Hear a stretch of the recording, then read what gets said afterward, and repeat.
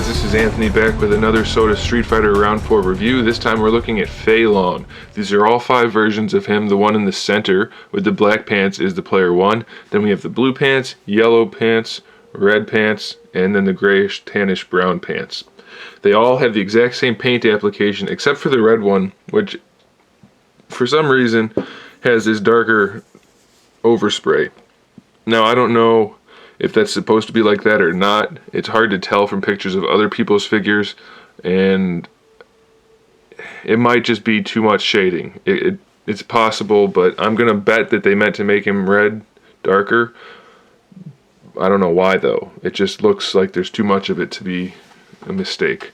So either way, they're all the exact same figure, same accessory, same everything. So we're gonna use the player 1 version to do the review. He is nicely sculpted, and he's a good likeness to the character, but there are some problems with this figure. One is the paint application. The shading is all over the place. You have a lot of chunks that are missing, and it's just not properly done in some places across the board, not just this guy, but all of the ones I've had. So it's a little problematic. The face paint's okay. They did a decent job with the eyes. He's got 2 alternate heads. Well, yeah, 2 alternate heads, one secondary, however you want to describe it. One regular head, one screaming, yelling face. Paint job's okay. It's not the best of the line, but it'll do.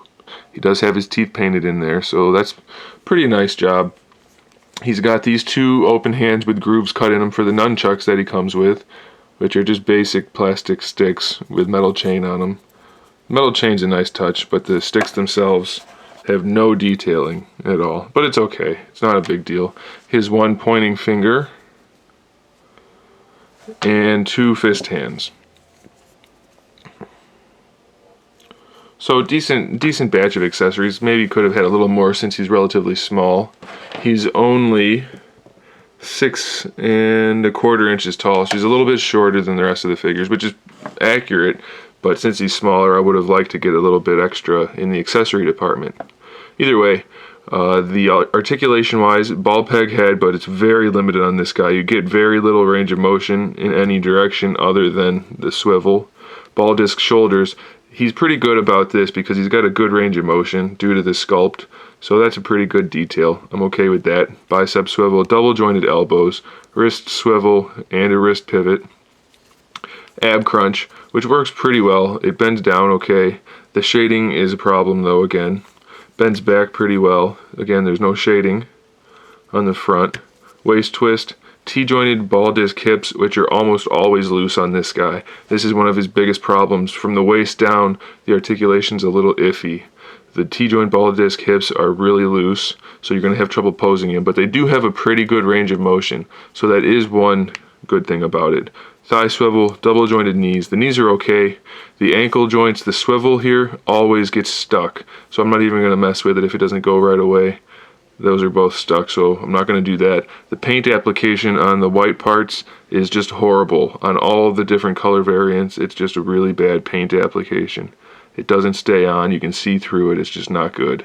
He's got a pivot here, but it's fairly loose, and that's common.